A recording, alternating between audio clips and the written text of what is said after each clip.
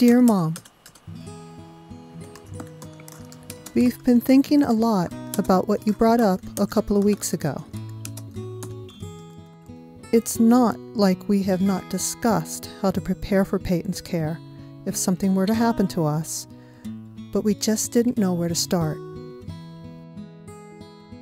Besides, when we get so wrapped up with family stuff and the day to take care for Peyton, we get swept up in the right now. It's not easy to think about the what-ifs. So, like you recommended, we took the first step, and we are writing the letter of intent. At first, we weren't sure how much we should include, but in addition to your recommendations, we got a lot of good suggestions from our friends and other families we know. The letter starts with a list of emergency contacts. We have Dad and you, Peyton's case manager, and our dear friends, Jacob and Steve. We describe Peyton's home life and what he enjoys. We included things like explaining his unique way of communicating. For example, how when he says "not now," he simply means, "Please give me a minute, I'm taking it all in." All of our friends gave us great suggestions. For example, everyone included in their letters what set off the meltdowns and how they handled them.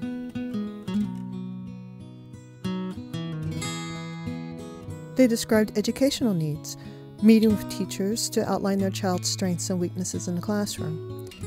Some even drafted a type of education roadmap to ensure their child will meet their full academic potential.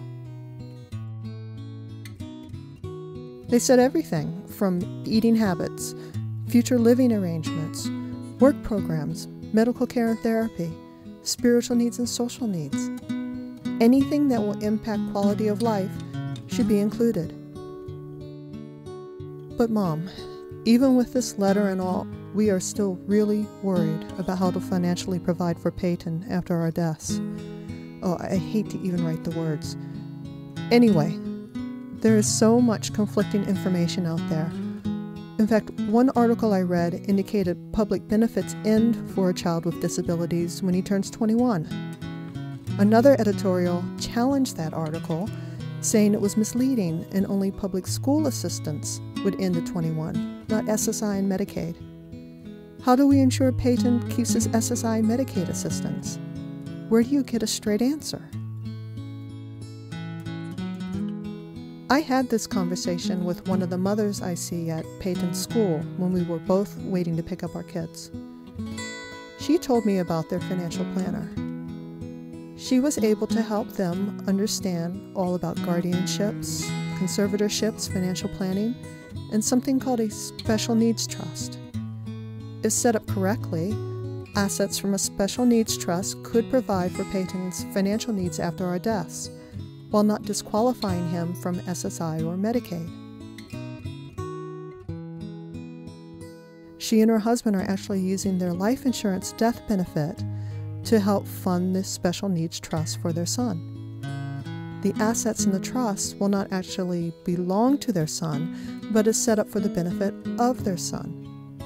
The trust will provide for their son's needs and will actually supplement SSI and Medicaid. I'd never heard of this before. I still don't completely understand how it works, but she gave me their financial planner's card, and I'll be calling her in a couple of days to see what this is all about.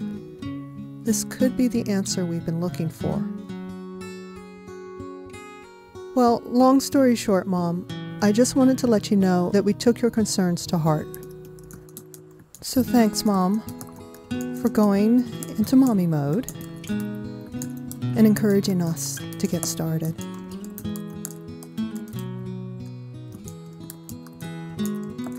You're right that at times it isn't the most comfortable process, but it feels so much better now that we are planning for those what-ifs.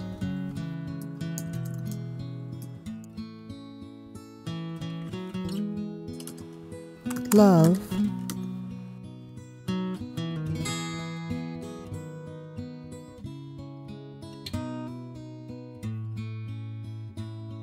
those who care for loved ones who are physically or mentally disabled understand how much time and attention are required to maintain their quality of life.